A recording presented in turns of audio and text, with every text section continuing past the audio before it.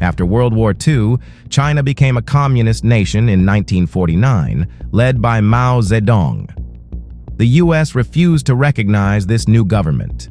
Instead, it supported the old Chinese leadership in Taiwan.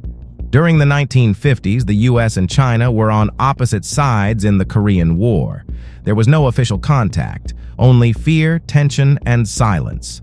China was seen as part of the communist bloc, and the U.S. considered it a threat, second only to the Soviet Union. In 1972, something unexpected happened. U.S. President Richard Nixon visited China. It was a shocking move. Nixon was known for being strongly anti-communist. But he and Chinese Premier Zhou Enlai sat down and talked. Why? Both countries wanted to counter the Soviet Union, which had grown too powerful. This meeting broke 20 years of silence. It was the start of diplomacy and mutual interest. As Nixon famously said, "This was the week that changed the world." Then in 1979, the U.S. and China officially established full diplomatic ties. That same year, China began economic reforms under Deng Xiaoping. The doors opened. American companies saw a huge opportunity in China's cheap labor and growing market. China saw a chance to grow by learning from the West. The relationship was practical. China supplied goods, the U.S. bought them, but political values were still far apart.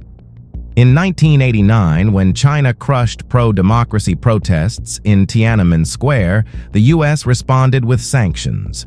Still, trade continued.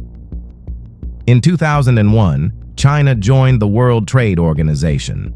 This was a turning point. U.S. companies gained access to a massive market. China's economy exploded. Factories grew. Millions lifted out of poverty. But the U.S. started losing manufacturing jobs. Many Americans felt China was playing unfair, keeping its currency low, stealing technology, and not following rules. Meanwhile, China saw itself as finally rising from a century of humiliation. Both sides wanted benefits, but mistrust was growing. By 2018, under President Trump, the U.S. began a trade war with China. Tariffs hit billions of dollars in goods. The fight wasn't just about trade, it was about tech, data, and power. The U.S. accused Chinese companies like Huawei and TikTok of spying. China accused the U.S. of trying to block its rise. The COVID-19 pandemic made things worse. Blame, misinformation, and nationalism grew. Today, both countries compete in artificial intelligence, chips, electric cars, and even space. Now, the U.S. and China are in a new kind of struggle, not just military or economic, but technological and ideological.